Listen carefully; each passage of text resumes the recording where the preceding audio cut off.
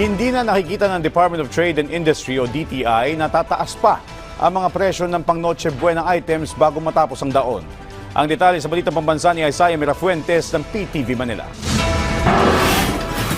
Hindi natataas pa ang presyo ng mga Noche Buena grocery items hanggang matapos ang taong 2024. Iyan ang iginiit ng Department of Trade and Industry kanina sa kanilang pag-inspeksyon sa Guadalupe Public Market kasama ang Department of Agriculture. Tinatayang mababa sa 5% ang itinaas ng ilan sa mga Noche Buena items, partikular na ang macaroni pasta at sandwich spread dahil sa holiday season. Pero may ilan rin namang hindi gumalaw ang presyo. Depende sa brand ng mga Noche Buena items. Kontrolado namin yung prices, no? But not for all the products. Siyempre, kinausap rin namin yung mga manufacturers and yung mga brand owners if they can actually just leave the prices the same as last year.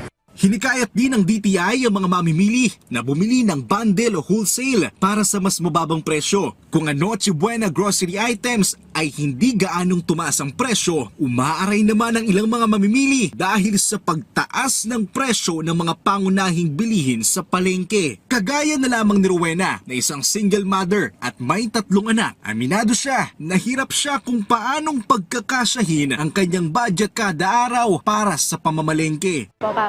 Ay, sabi ko, pagkakasayin ko na lang po yung mga halagang 200, mga ganon. Kasi kami na lamang po 4 na sa loob ng bahay.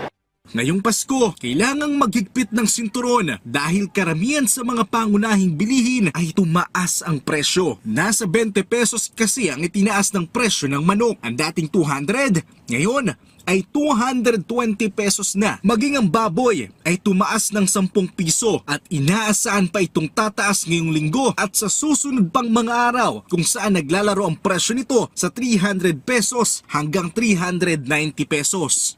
Suki-suki na lang po.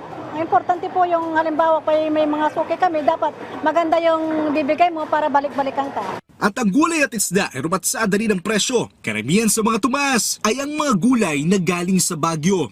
Well, nakausap din namin yung mga tindera at sabi nila nag-increase kasi nga yung demand talaga tumaas. As we all know, meron tayong problema pa sa ASF. So sa baboy talagang expected tumaas. Pero sa kabila ng mataas na presyo ng bilihin, tuloy pa rin ang bintahan ng tig 40 pesos na well-milled rice sa ilang pamilihan sa Metro Manila. Mas mababa ito kumpara sa 42 to 62 pesos na pangkaraniwang presyo ng kilo ng bigas. Ang 40 pesos rice ay bahagi pa rin ng Rice for All program ng gobyerno. Mula sa PTV, Isaiah Mirafuentes, Balitang Pambansa.